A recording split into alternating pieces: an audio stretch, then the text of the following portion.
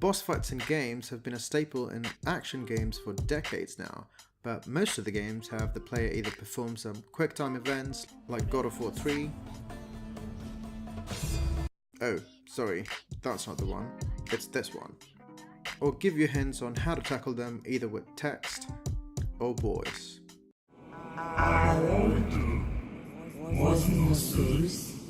If you're Naughty Dog, you toss away the mechanics from the entire game so far for a sword fight in the end. These are arbitrary rules and mechanics that don't add something new to the gameplay or change the way a fight plays out. Bloodborne on the other hand, wait, that doesn't sound right. Bloodborne on the other hand came out in 2015 and is much harder than most AAA games, but it tells you how to defeat a boss to its level and mechanics that are also narratively relevant to the boss. Central Yharnam, a massive maze-like level that culminates in the boss fight, Father Gascoigne. You can beat in the traditional way where you do ripostes and visceral attacks,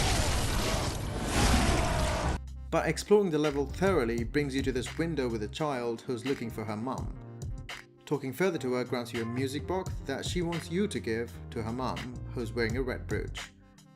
Using the music box during the fight stuns Gascoigne as his human form still recognizes the music and is fighting within. It rewards the player for exploration and provides the context for the boss fight itself with a single mechanic. You still can't abuse the music box as using it early only stuns him for a short time, whilst using it later in his beast form stuns him longer. Fighting the cleric beast certainly helps you predict the moves in his third phase when Gascoigne turns into a beast. Most players will probably miss this on their first time and beginners will resort to cheesing. I certainly did. This kind of design in both level and lore that is subtle yet tied together has made this game a masterpiece and garnered the fandom. Each level introduces an enemy type that's relevant throughout the level and a level boss is based on. Take Old Yharnam for example. It's filled with humanoid enemies who poison you when they attack you. You also encounter werewolves which introduce you to both Blood Beast Pellet and Blood Pungent Cocktails. Bloodstuffed Beast is a flailing beast that you encounter at the bottom of the level in Old Yharnam. You can also lure the boss with a Blood Pungent Cocktail that you found whilst exploring. You can use the antidote to resist the poisonous area of effect attacks that she does in phase 3. Every beast boss can be stunned by attacking the limbs that even leads to a visceral attack. It trusts the player to learn attack patterns and weaknesses of the boss on their own volition. Another mechanic like Numbing Mist that's hidden up here lets you stop Vicar Amelia from healing herself. Hence its use in the description, but the level is a massive maze that has multiple parts and enemy types that most players will either forget that they have it in their inventory unless they put 2 and 2 together. Almost all bosses in the game have an item or a mechanic that adds depth to the lore and helps the player strategize and plan for their battle.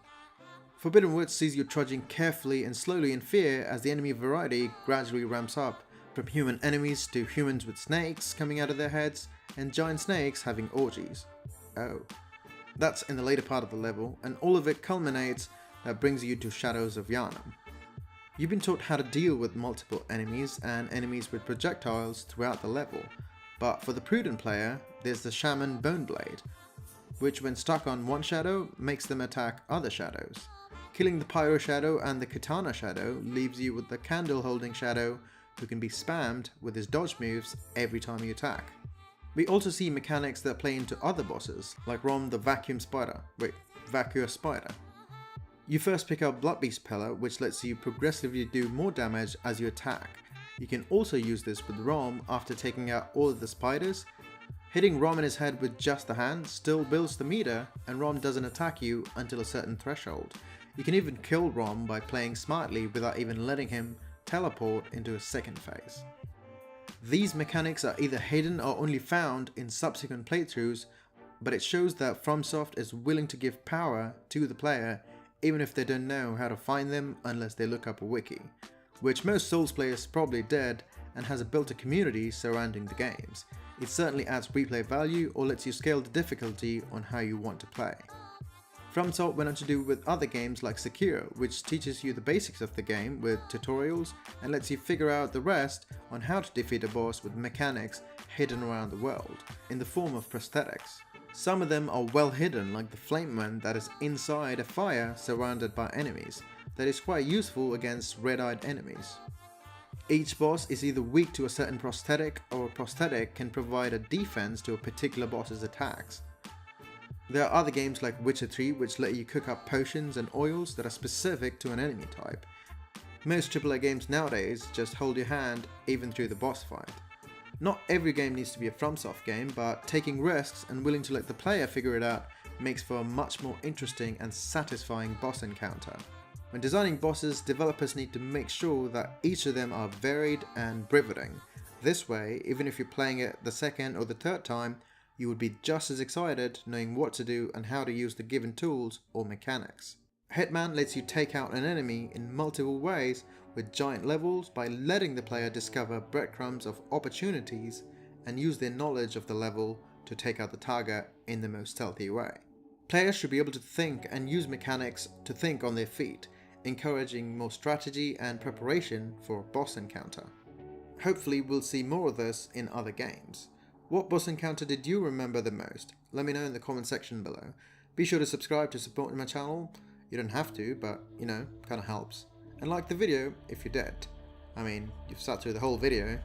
I'm Vamsy, thanks for watching. Chur.